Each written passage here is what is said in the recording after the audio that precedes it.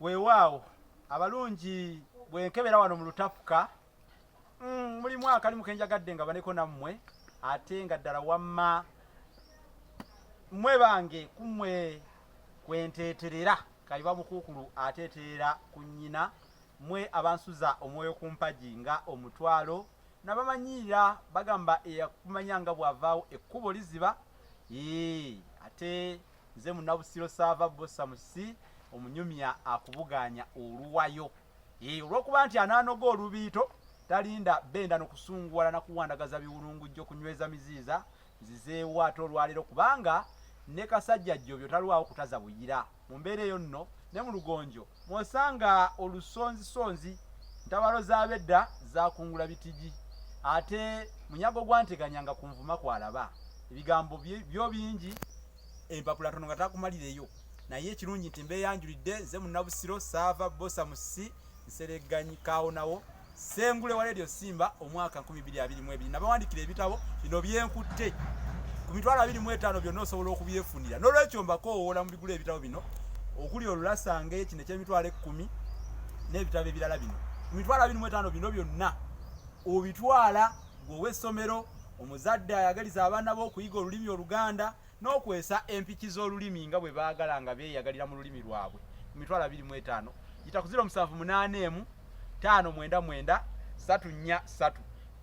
olunaku lwaleero nzize n'akanyomero kaffe mbuulirire era nga lugero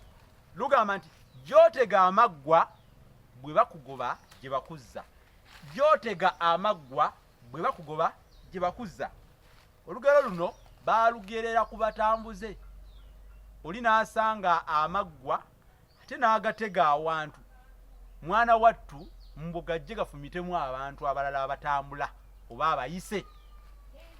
olaba oba okyatambula bwoti n'ofuna abalumbaganyi ne bakugoba ate nga bwe bakugoba ekkubo lye limu lye watezeemu amaggwa mw'olina okuyita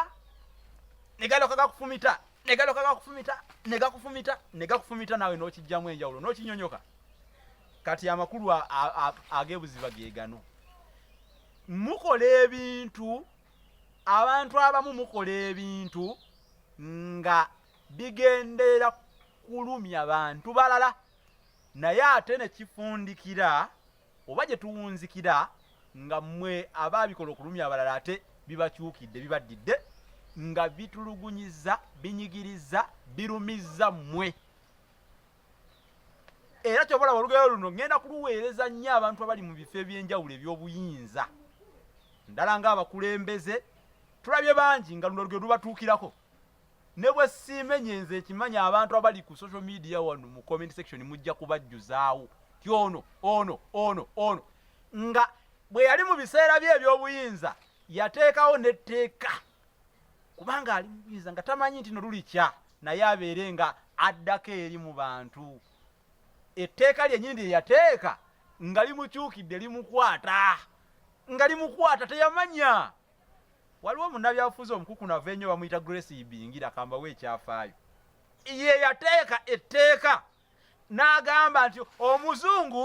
bwe bamusibanga wano mu Uganda alyenga obummonde